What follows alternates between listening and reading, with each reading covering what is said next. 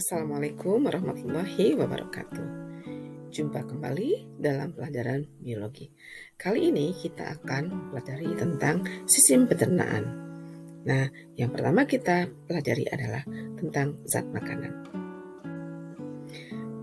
Tujuan pembelajaran: melalui pembelajaran model Discover Learning, peserta didik dapat menjelaskan pertama, fungsi makanan, dan yang kedua adalah zat makanan yang dibutuhkan.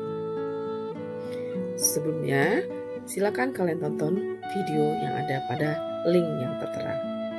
Nah, setelah menonton video, silakan kalian jawab pertanyaan berikut. Pertama, apa yang muncul dalam pikiran kalian tentang video tersebut? Kedua, apa yang menjadi pertanyaan kalian tentang isi video tersebut? Nah, setelah kalian membuat pertanyaan, silakan duduk sesuai dengan kelompok yang sudah dibuat pekan lalu. Lalu, lakukan diskusi kelompok untuk mengerjakan tugas yang ada dalam EKPD yang dibagikan. Tugas yang ada dalam EKPD meliputi pertama, pilih 3 pertanyaan yang sudah terkumpul dari anggota kelompok untuk didiskusikan. Pertanyaan yang tidak terpilih akan terjawab di sesi diskusi. Lalu cari informasi tentang fungsi makanan dan zat-zat yang terkandung dalam makanan. Nah, setelah kalian mengisi LKPD, kita lanjutkan dengan diskusi kelas untuk membahas hasil diskusi kelompok kalian. Dari diskusi yang sudah dilakukan, maka kita dapat menyimpulkan beberapa hal. Pertama, tentang fungsi zat makanan bagi tubuh. Pertama, untuk menghasilkan energi. Dua, untuk mengganti sel tubuh yang rusak. Tiga, untuk pertumbuhan. Dan yang keempat adalah sebagai zat pelindung dalam tubuh, antara lain dengan menjaga keseimbangan cairan tubuh. Nah, sekarang kita perhatikan satu persatu zat makanan yang dibutuhkan oleh tubuh kita. Pertama ada karbohidrat, sumbernya berupa tepung, nasi, sayur, buah, dan lain-lainnya. Manfaatnya pertama sebagai sumber energi, lalu untuk metabolisme dan untuk melancarkan pencernaan. Nah, kita bisa menguji apakah zat makanan kita itu mengandung karbohidrat atau tidak dengan menggunakan glucose. Jika makanan itu mengandung karbohidrat, maka setelah ditetesin oleh glucose, maka dia akan berwarna biru kehitaman. Nah, komponen karbohidrat ada yang monosakarida, yaitu dia memiliki satu gugus gula, yaitu contohnya glukosa, laktosa, dan fruktosa. Lalu di sakarida, berarti dia memiliki dua gugus gula, contohnya maltosa memiliki dua glukosa, laktosa itu glukosa plus galaktosa, dan sukrosa itu berupa glukosa plus fruktosa. Lalu ada polisakarida, yaitu dia memiliki 3 atau lebih gugus gula seperti selulosa, kemudian lignin, lalu glikogen. Kedua adalah protein.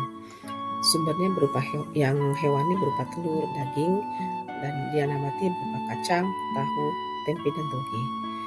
Lalu protein ini terbentuk dari asam amino. Asam amino itu ada esensial, artinya dapat dibuat tubuh. Contohnya histidin, valin, arginin, lisin, tiosin, treonin, triptofan, leusin, methionin, dan fenilanin. Nah, biasanya untuk mempermudah menghafalkannya disingkat menjadi have a little more fun, ya. Lalu yang non esensial telah sisanya. Lalu kita bisa juga menguji makanan kita apakah mengandung protein atau tidak dan meneteskan diuret. Jika mengandung protein, maka zat makanan tersebut akan berubah menjadi berwarna ungu. Manfaatnya sebagai sumber energi, zat pembangun, lalu regenerasi sel, dan untuk menjaga tekanan osmotik sel. Yang ketiga, lemak. Unsur pembentuknya adalah C, H, dan O. Manfaatnya diantaranya sebagai cadangan makanan, pelarut vitamin, pengatur suhu.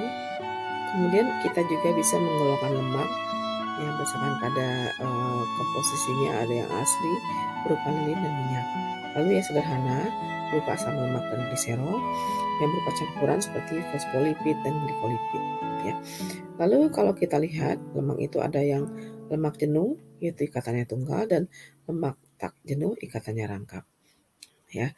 Lalu untuk menguji apakah zat makanan mengandung lemak atau tidak, kita bisa menggoreskan atau meneteskan zat makanan tersebut pada kertas minyak.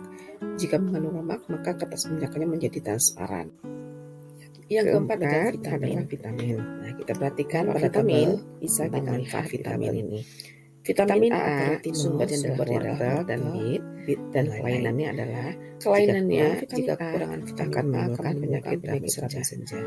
Lalu vitamin B12 dan B3 dan B3 itu hati dan sumbernya adalah dari padi. Kelainannya kekurangan vitamin B bisa jika kekurangan vitamin B1 akan B12 bisa menimbulkan anemia, kekurangan vitamin B12 akan menimbulkan penyakit anemia. Lalu vitamin C tidak menyebabkan penyakit sumbernya dari tomat. Lalu ada vitamin C atau asam lainnya, kekurangannya akan menimbulkan penyakit sariawan. Nah, jika kekurangan akan menimbulkan penyakit sariawan. Vitamin D